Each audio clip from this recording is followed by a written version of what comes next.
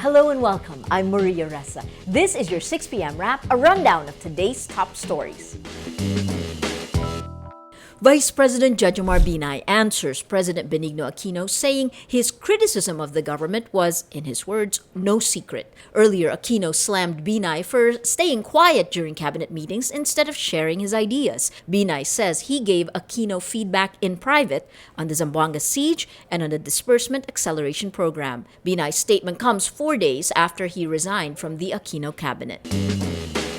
Members of the Talents Association of GMA, or TAG, win their regularization case against media network GMA-7. Labor arbiter Julio Gayaman declared the 107 talents regular employees of GMA Network Inc. TAG members filed a labor suit against GMA-7 in 2014 after the network refused to make them regular employees of GMA-7. Only the program manager and administrator are regular employees. Network talents did not have Social Security insurance, health insurance, and other benefits mandated by the law. The first stage of what may be a years-long process, the National Labor Relations Commission, or the NLRC, says those who filed the case are, in its words, entitled to security of tenure and all benefits and rights. Still on GMA, the network explains why it ended talks with San Miguel Corporation Chief Ramon Ang. The majority shareholders of GMA say they were constrained to end the deal after more than 1 year of negotiations. The network says Ang continued to make new proposals and requirements after the shareholders accepted all of Ang's proposals last March.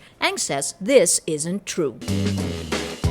All local airlines can now enter European airspace, joining Philippine Airlines and Cebu Pacific. PAL Express, Cebu Pacific's Cebgo, AirAsia Incorporated, AirAsia Zest, Island Aviation Incorporated, Magnum Air Incorporated, and Southeast Asian Airlines International Incorporated are removed from the European Union's blacklist. This comes after the EU blacklisted Philippine carriers in 2010 for failing to comply with safety standards.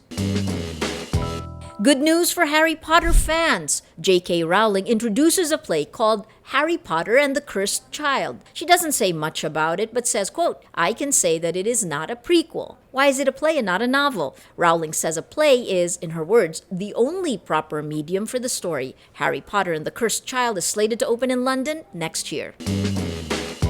Pop icon Taylor Swift says she will stream her latest album on Apple Music. Taylor says, quote, "This is simply the first time it's felt right in my gut to stream my album." This comes after Taylor wrote an open letter to Apple saying she will not stream her music unless Apple improved compensation for artists. In response, tech giant Apple said it would pay artists for streaming.